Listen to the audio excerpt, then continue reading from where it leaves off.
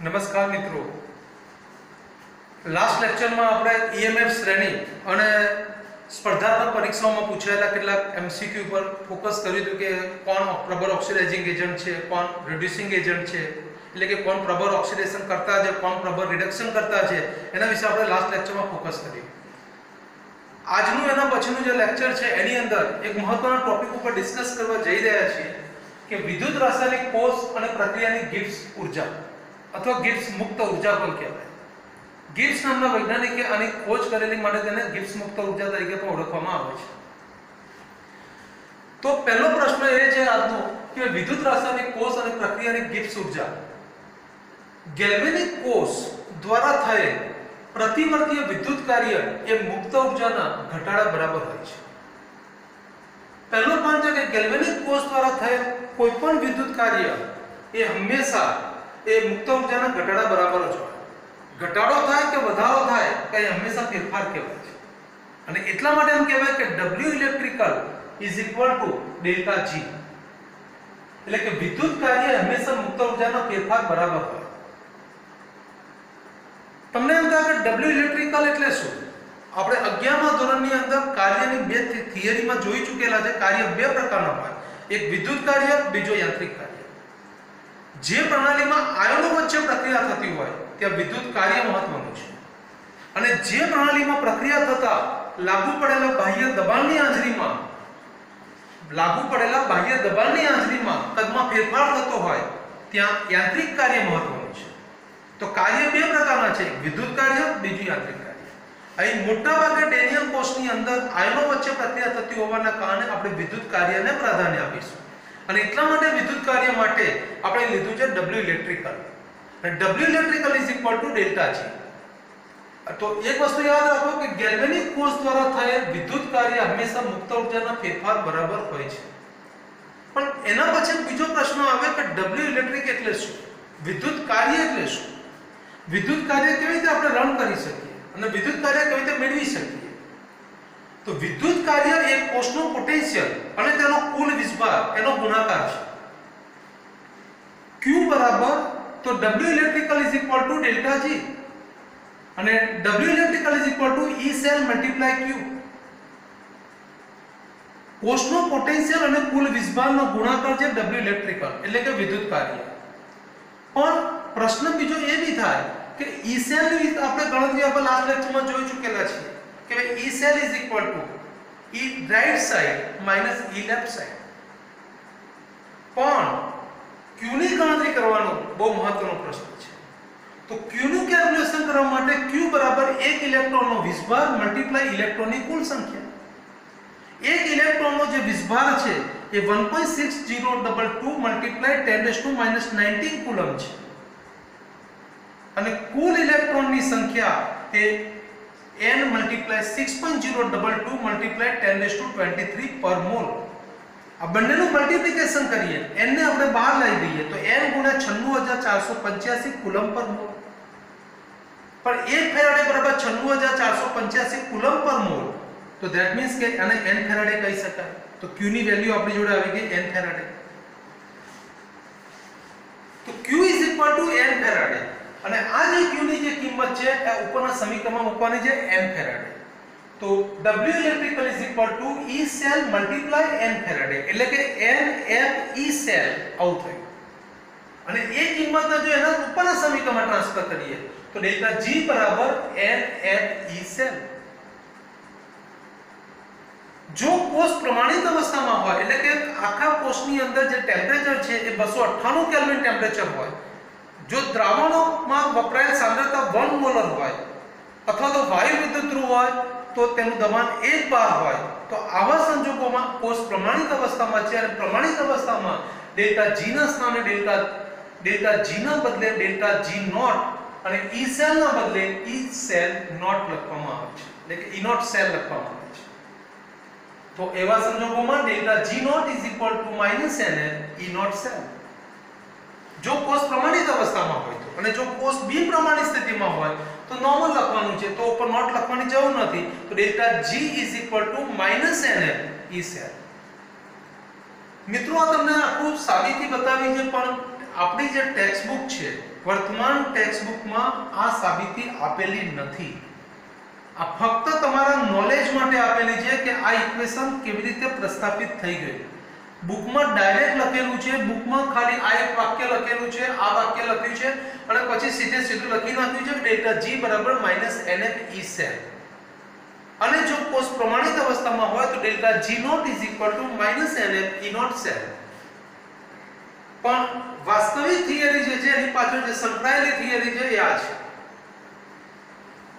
આપણે આ ઇક્વેશન પ્રસ્તાવિત કર્યા પછી લાસ્ટ લેક્ચરમાં આપણે છેલ્લે જે અટક્યા હતા ત્યાં આપણે એવું બોલ્યા હતા કે પ્રક્રિયા આપમેળે થશે કે નહીં તે નક્કી કરવું હોય, પ્રક્રિયાની સ્વયંભૂતા ચકાસવી હોય, પ્રક્રિયાની સ્પોન્ટેનિટી મેળવવી હોય તો એવા સંજોગોમાં તેનો પ્રમાણિત કોષનો પોટેન્શિયલ મેળવવો પડે. એટલે કે E નોટ સેલની ગણતરી કરવી પડે.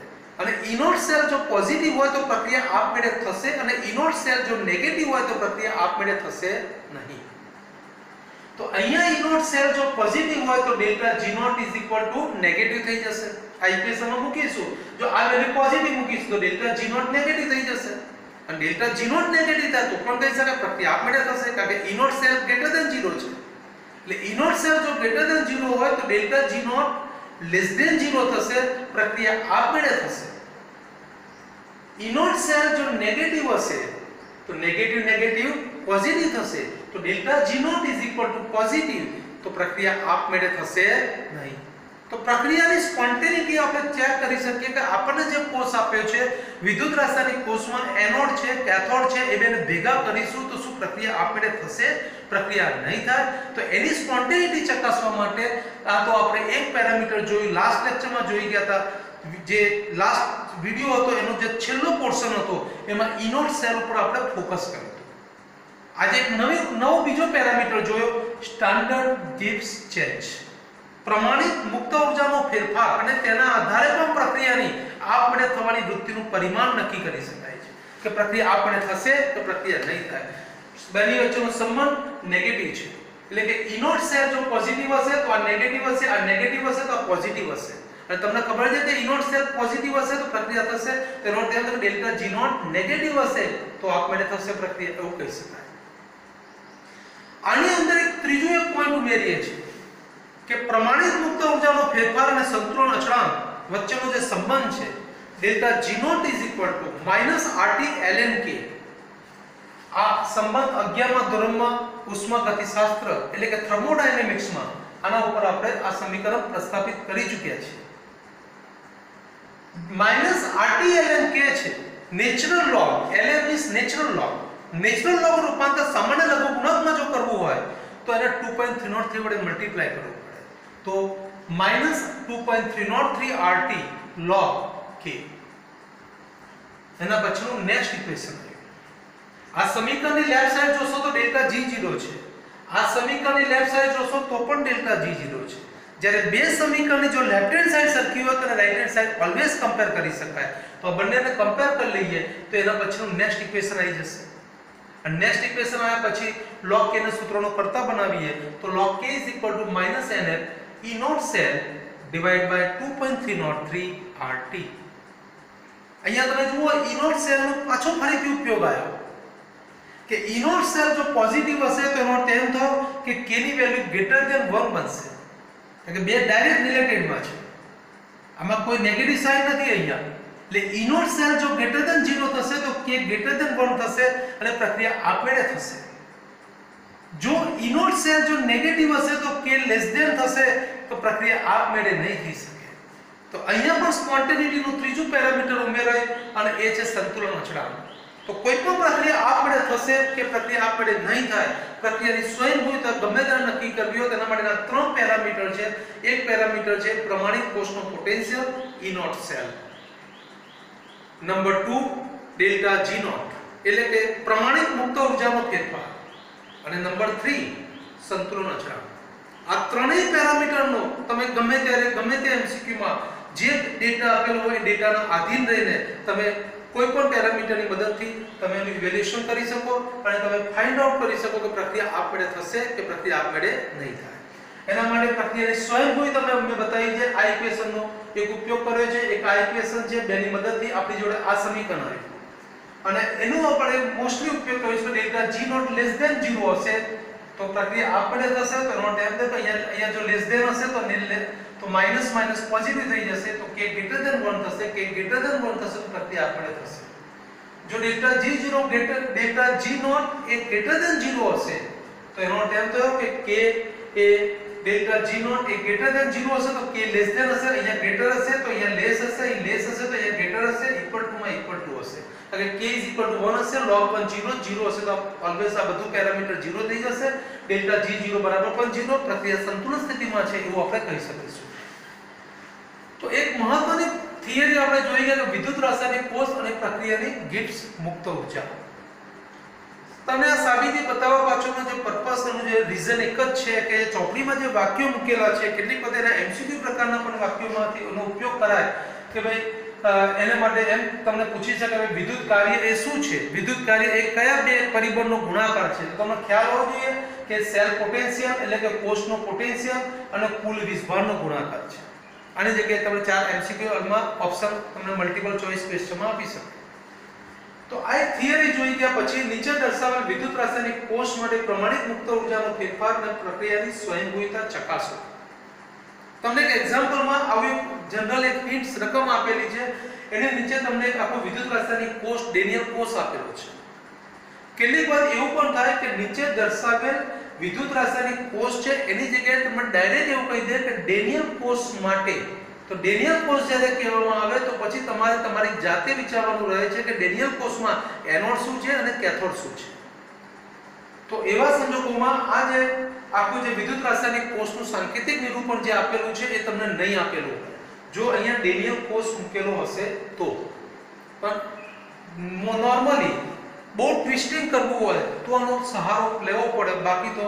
તમને આ રીતે આપવામાં આવે છે જુદા જુદા અર્ધકોષોનો પોટેન્શિયલ પણ આપેલા છે E0 Zn2+/Zn લાસ્ટ લેક્ચરમાં આપણે EMF શ્રેણીમાં એના ડેટા પણ જોઈ ગયા હતા કે ઝિંક અર્ધકોષ હોય તો તેનો પ્રમાણિત રિડક્શન પોટેન્શિયલ છે એ -0.76 વોલ્ટ છે આ ડેટા ગિવન આપેલા હશે એ તમારે યાદ રાખવાની કોઈ જરૂર નથી અને E0 Cu2+/copper = +0.34 વોલ્ટ આ ડેટા આપેલા છે હવે તમે જુઓ કે પ્રક્રિયાની સ્વયંભૂતા ચકાસવી છે તો સ્વયંભૂતા કઈ રીતે ચકાસશો તો સ્વયંભૂતા ચકાસવા માટે મારી જોડે બે પેરામીટર છે એક પેરામીટર છે E0 સેલ હું પહેલા E0 સેલ ફાઇન્ડ કરી નાખું તો એના આધારે મને ખબર પડી જશે પ્રક્રિયા થશે કે પ્રક્રિયા નહીં થાય તો E0 સેલની ગણતરી કરવા માટે આપણી જોડે ઇક્વેશન છે જે બે લેક્ચર પહેલા આપણે આ ઇક્વેશનને આપણે ફોકસ કરેલું છે કે E0 cell = E0 left hand side minus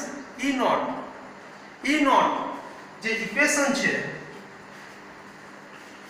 અહીંયા right hand side minus left hand side છે E0 right hand side minus E0 left hand side તો E0 right hand side Cu2+/copper આ right hand side ઉપર Cu2+/copper છે અને અહીંયા left hand side ઉપર Zn2+/Zn છે તમને એમ થાય કે અહીંયા Cu2+/copper છે અહીંયા Zn2+/Zn બંનેનો ડેટા અહીંયા કમ્પ્લીટ આપેલો છે એ ડેટાની કિંમત મૂકી દીધી છે 1.10 વોલ્ટ થઈ જશે અને આ વેલ્યુ ગ્રેટર ધેન 0 છે એનો ટાઈમ જે પ્રક્રિયા આપણે થશે સીધે સીધું થઈ ગયું પણ જો તમને એવું પૂછે કે મુક્ત ઉર્જાનો ફેરફાર શોધો તો મુક્ત ઉર્જાનો ફેરફાર શોધવો હોય તો તમારી જોડે E0 સેલ આવ્યું હવે તમારે એક ફેરાડેનો ઉપયોગ કરવો પડશે તો આ જે સમીકરણ છે આ તો ઝિંકમાંથી Zn+2 જ્યારે બને છે તો એ દરમિયાન ઓક્સિડેશન આંકમાં ફેરફાર છે બેનો થાય છે Cu2+ માંથી કોપર બને છે એ દરમિયાન પણ ઓક્સિડેશન આંકમાં બેનો ફેરફાર થાય છે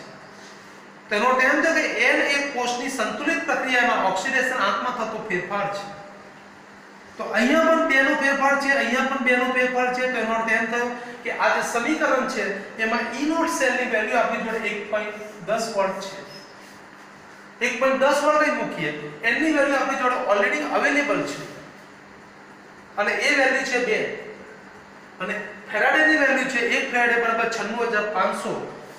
96485 છે એ એક્ઝેક્ટ ડેટા છે પણ કેટલીક વાર તમે ગણતરીની સરળતા ખાતે 96500 લેશો તો એમાં કોઈ બહુ ફરક પડવાનો નથી MCQ ની અંદર બહુ જ મિનિમમ એરર આવશે તો તો 96485 અત્યારે તો આપણે પ્રમાણે લખ્યું છે, તો પરીક્ષામાં 96500 લખશો તો પણ ચાલશે. તો 96485 કુલમ પર મોલ અને એ બધા ડેટાનો આપણે ઉપયોગ કર્યો છે કે કિંમત મૂકી દીધી છે અને છેલ્લે કિલો જૂલ પર મોલ આવી ગયું. અહીંયા જોઈ શકાય છે કે ડેલ્ટા G નોટ એ લેસ ધેન 0 છે, પ્રક્રિયા આપમેળે થશે. મેં તમને પહેલા બી કહ્યું કે E નોટ સેલ જો ગ્રેટર ધેન 0 હશે તો પ્રક્રિયા આપમેળે થશે.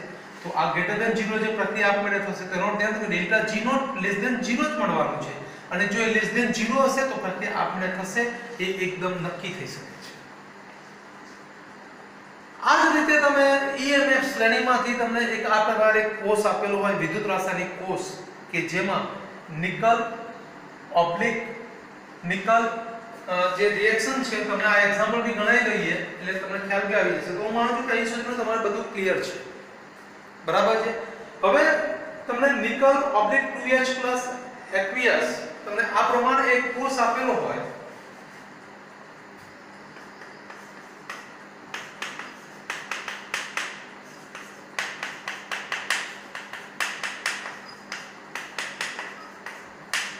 ઓબ્લિક H2 એક બાર. હવે આની અંદર તમારે સૌથી પહેલા શું કરવાનું છે કે તમને આ રીતે આપેલું છે, આ તમારે જાતે તમે પ્રયત્ન કરજો. જો ન થાય તો મને કોમેન્ટ બોક્સમાં લખજો, તો એનું આપણે સોલ્યુશન બી જોઈશું. હું તમને એક જરા હિન્ટ્સ આપી દઉં કે હાઇડ્રોજનનો જે રિડક્શન પોટેન્શિયલ છે ઓલવેઝ 0 છે, આપણે જોઈ ગયેલા છે. એટલે નિકલનો જે રિડક્શન પોટેન્શિયલ છે કે તમે EMF શ્રેણીમાંથી તમે લઈ શકશો, અને પરીક્ષામાં તમને ઓલરેડી ગિવન હશે. તો આ જે ડેટા આપેલો હશે એક્ઝેક્ટ આપણને E નોટ સેલ ફાઇન્ડ કરવાનું છે, એના પછી ડેલ્ટા G નોટ ની ગણતરી કરવાની છે, અને delta G not less than 0 થાય તો પ્રક્રિયા આપમેળે થશે. તો ડેલ્ટા G નોટ એ ગ્રેટર ધેન 0 થાય તો પ્રક્રિયા આપમેળે થતી નથી, એ તમારે ચકાસવાનું છે, બરાબર છે. અને ટ્રાય કરજો, જો ન થાય તો પછી એનું કોમેન્ટ બોક્સમાં હું તમને ઇન્ફોર્મેશન આપીશ. હવે મિત્રો આજે આપણે જે બહુ મહત્વનો જે પોર્શન ઉપર જે ફોકસ કર્યું કે ભાઈ મુક્ત ઉર્જાના આધારે પ્રક્રિયાની સ્વયંભૂતા ચકાસી. લાસ્ટ લેક્ચરમાં પ્રમાણિત કોષ પોટેન્શિયલના આધારે એની સ્વયંભૂતા ચકાસી. ત્યારબાદ આગળના જે લેક્ચરો છે એનું પણ એક એક્ઝામ્પલ જ, બે એક્ઝામ્પલ ઉપર જરા ફોકસ કરીએ છીએ અત્યારે.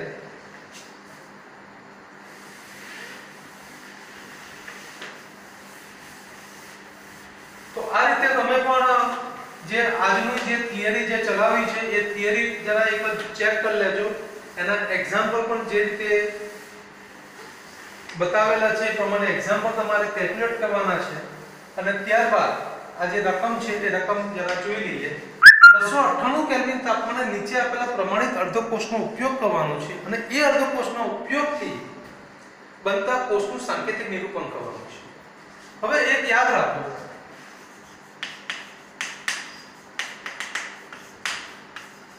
બે અર્ધકોષોના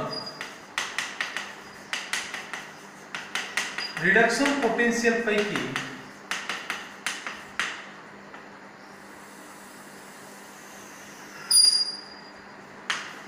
જે અર્ધકોષનું રિડક્શન પોટેન્શિયલ વધુ હોય તે હંમેશા કેથોડ તરીકે અને જેનો રિડક્શન પોટેન્શિયલ ઓછો હોય તે હંમેશા એનોડ તરીકે વર્તે છે.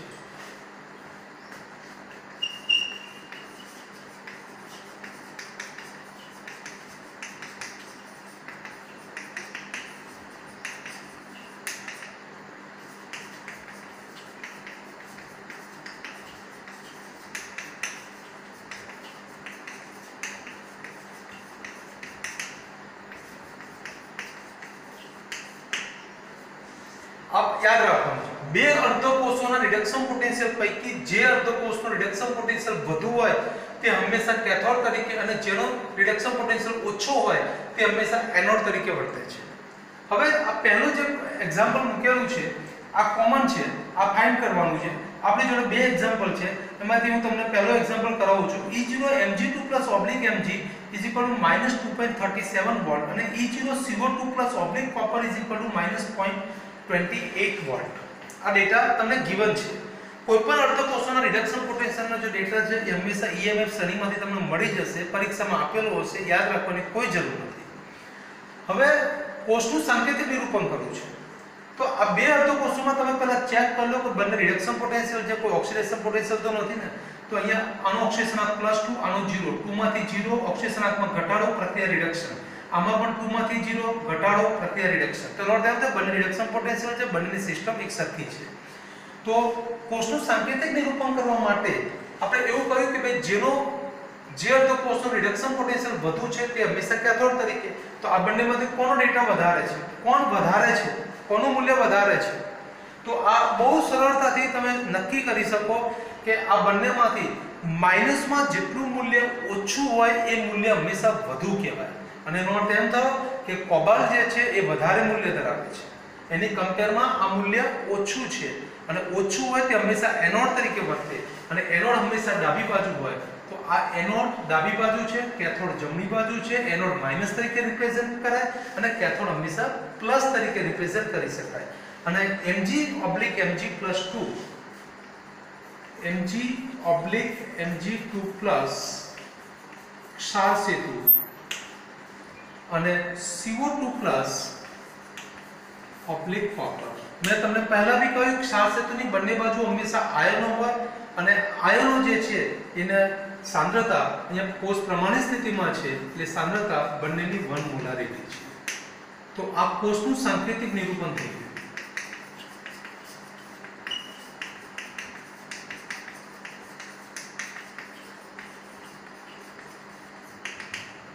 Number 2,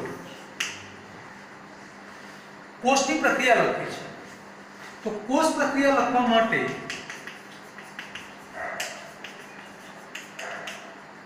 anode minus cathode plus.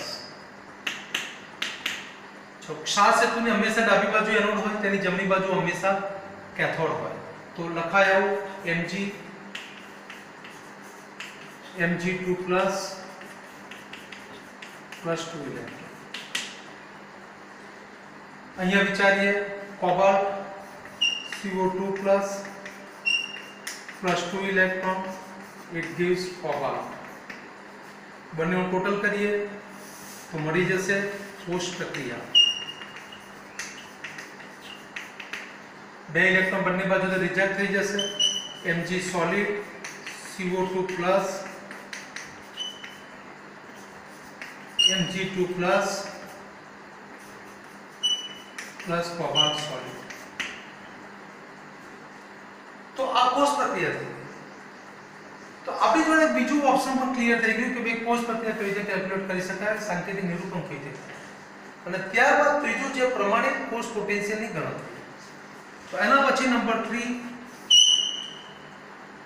પ્રમાણિત કોષ પોટેન્શિયલ એટલે કે E0 સેલની ગણતરી. E0 cell E0R minus E0L. Right hand side નો જે અર્ધકોષ છે તેનો potential minus left hand side નો જે અર્ધકોષ છે તેનો પોટેન્શિયલ. તો રાઈટ હેન્ડ સાઈડ ઉપર છે આપણી જોડે કોબાલ્ટ, તો CO2+ કોબાલ્ટ. આનું રિડક્શન પોટેન્શિયલ લેવાનું છે. આ આપણે આખી સિસ્ટમ રિડક્શનમાં જઈ રહ્યા છે, માટે રિડક્શન પોટેન્શિયલ થયો, ઓક્સિજનાત્મક ઘટાડો થાય છે, પ્રક્રિયા રિડક્શન થાય. Minus E0 Mg2+/Mg, not Mg/Mg2+. એટલે કે Mg/Mg+2 લખશો તો ઓક્સિડેશન પોટેન્શિયલ થશે. ઇઝ ઇક્વલ ટુ અહીંયા ડેટા આપણી જોડે અવેલેબલ છે -0.28 -2.37. માઈનસ માઈનસ પ્લસ થઈ જશે અને 2.37 માંથી 0.28 આપણે બાદ કરવાનું છે. તો એનો જે ડેટા અવેલેબલ છે એ ડેટા મળી જશે 2.37.28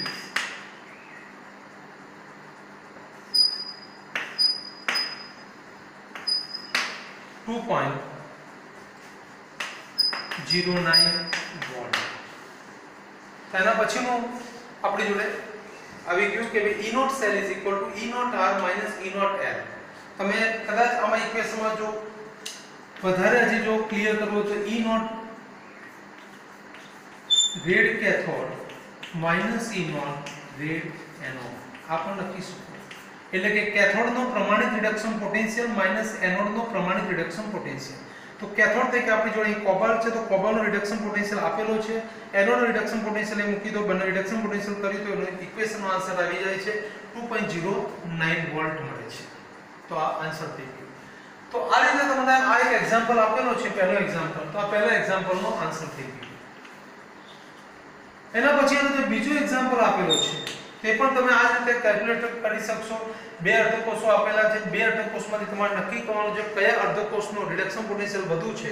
તો સિલ્વરનું રિડક્શન પોટેન્શિયલ વધુ છે, જેનો રિડક્શન પોટેન્શિયલ વધુ હોય હંમેશા કેથોડ ઉપર, અને એટલા માટે એવું લખાય છે કે પહેલું એનું જે ઇક્વેશન આપણે લખી રહ્યા છીએ કોષનું સાંકેતિક નિરૂપણ.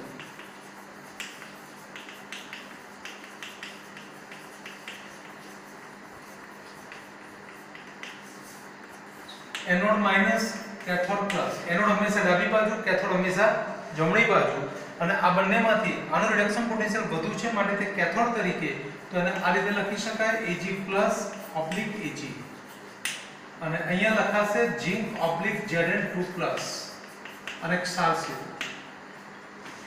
આખો કોષ પ્રમાણિત અવસ્થામાં છે, પ્રમાણિત પોટેન્શિયલ આપે છે માટે સાંદ્રતા 1 મોલ લખીએ તો એ કશું ખોટું નથી. એનો અર્થ એમ થયો કે સાંદ્રતા 1 મોલ હશે અને તાપમાન હશે 298 કેલ્વિન તાપમાન હશે. તો નંબર 2 કોષ પ્રક્રિયા. Anode minus cathode plus. Anode minus ऊपर लइए तो Zn it gives zinc ion 1 molar plus 2 electron, અને Ag plus 1 molar plus electron it gives Ag. અહીં જુઓ બંનેમાં ઇલેક્ટ્રોન સરખા નથી. આગળના એક્ઝામ્પલમાં એવું હતું કે ઇલેક્ટ્રોનની સંખ્યા સરખી હતી, તમે તરત ઉડાડી દીધા સામ સામે, પણ ઇલેક્ટ્રોન સરખા નથી. તો રેડક્સનો નિયમ છે કે ઇલેક્ટ્રોનનું સમાનીકરણ કરવું જ પડે. તો ઇલેક્ટ્રોનનું સમાનીકરણ કરવા માટે આખા ઇક્વેશનને 2 વડે મલ્ટીપ્લાય કરીએ, અને 2 વડે મલ્ટીપ્લાય કરીશું તો એની કોષ પ્રક્રિયાનું સમીકરણ મળી જશે. કોષ પ્રક્રિયા 2 ઇલેક્ટ્રોન રિજેક્ટ થઈ જશે, તો zinc plus 2 mole Ag plus 1 molar it gives zinc ion. સાઈડમાંથી આને બીજા નીકાળી દઈએ.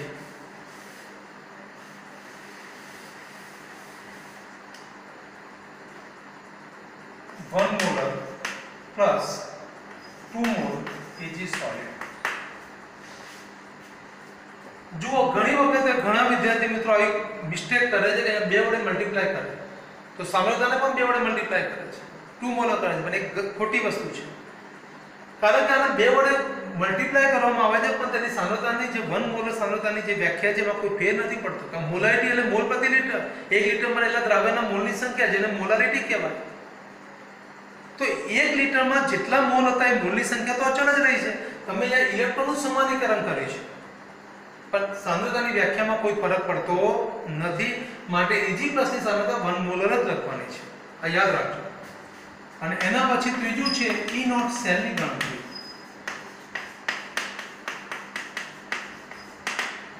E not cell is equal to કોઈ પણ એક ઇક્વેશનનો ઉપયોગ કરી શકીએ. E not red cathode minus E not red anode, અથવા E not R right hand side minus E not left hand side. કોઈ બી એક ઇક્વેશનનો આપણે ઉપયોગ કરી શકીએ. E not red cathode minus E not red anode is equal to E not cathode. Cathode ઉપર અહીંયા Ag છે અને એનો રિડક્શન પોટેન્શિયલ લેવાનો છે, એટલે Ag plus oblique Ag minus E not Zn2 plus oblique Zn.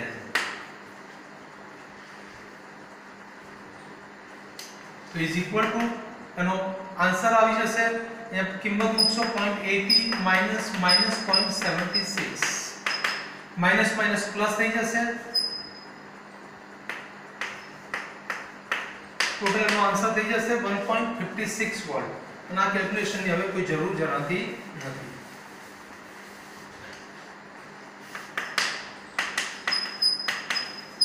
E not cell greater than 0 છે, પ્રક્રિયા આપણે થશે. જો આ તો પૂછ્યું હોય તમને તો એ બી તમે નક્કી કરી શકો. તો મિત્રો આ પ્રમાણે તમને 2 એક્ઝામ્પલ બી ગણાવી દીધા. એટલે તમને કોઈ પણ અર્ધકોષો તમને આપે તમને આ બે એક્ઝામ્પલ પૂરતું આપી છે પણ કોઈ પણ અડધો કોષ આપે તો તમે આ બેઝ ઉપર તમારે કેલ્ક્યુલેશન કરવાની થાય. 3 સ્ટેપ તમારે યાદ રાખી દેવાના છે: કોષનું સાંકેતિક નિરૂપણ, કોષ પ્રક્રિયા અને E0 સેલની ગણતરી. આમાં તમને ઘણું બધું પૂછી શકાય, બીજું પણ પૂછી શકાય કે પ્રક્રિયાની સ્વયંભૂતા ચકાસો. તો E0 સેલ આવે એના વેલ્યુના આધારે નક્કી કરો ગ્રેટર ધેન 0 છે પ્રક્રિયા થશે, E0 સેલ લેસ ધેન 0 પ્રક્રિયા આપમેળે થશે નહીં, એ પણ નક્કી કરી શકો. તો મિત્રો આજે આપણો આ લેક્ચર જે છે એ લેક્ચર આ એક ટોપિક આખો કમ્પ્લીટ થઈ ગયો. નેક્સ્ટ લેક્ચરમાં આપણે નનસ્ટ સમીકરણ ચેક કરવાના છીએ.